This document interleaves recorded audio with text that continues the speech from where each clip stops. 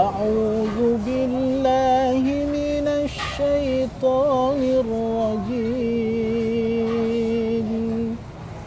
بسم الله الرحمن الرحيم.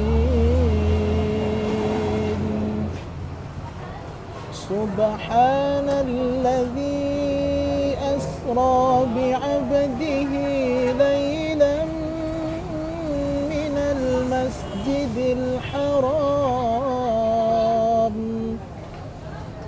من المسجد الحرام إلى المسجد الأقصى الذي باركنا حوله لنريه من آياتنا إنه هو السميع البصير.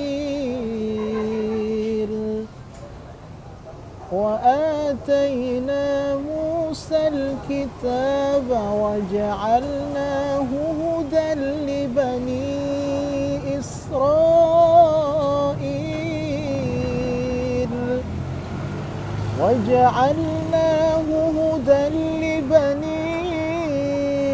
إسرائيل ألا تتخذوا من دوني وكيلا ذرية من حملنا مع نوح إنه كان عبدا شكورا.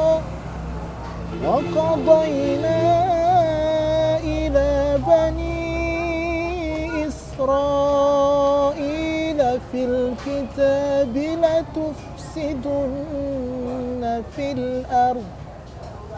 لتفسدن في الأرض مرتين ولتعلن علوا كبيرا.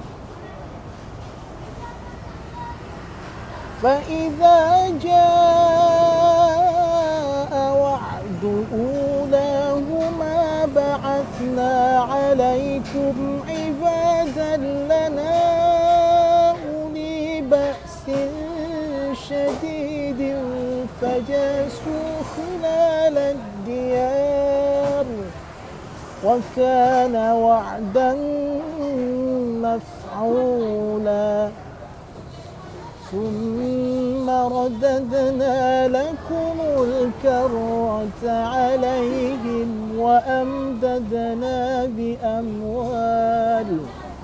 وأمددناكم بأموال وبنين وجعلناكم أكثر نفيرا.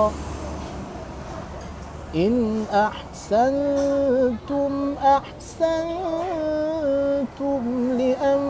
لأنفسكم وإن أسأتم فلها.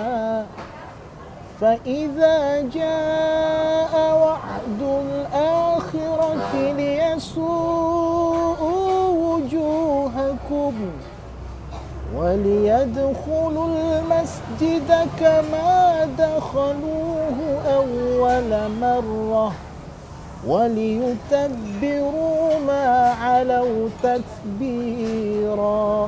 صدق الله العظيم. Surah Al-Isra ini menceritakan di ayat pertama, Subhanalladzi asra bi'abdihi lailan minal masjidil haram ilal masjidil aqsa alladzi barakna haulahu linuriyahu min ayatina innahu huwas sami'ul basir.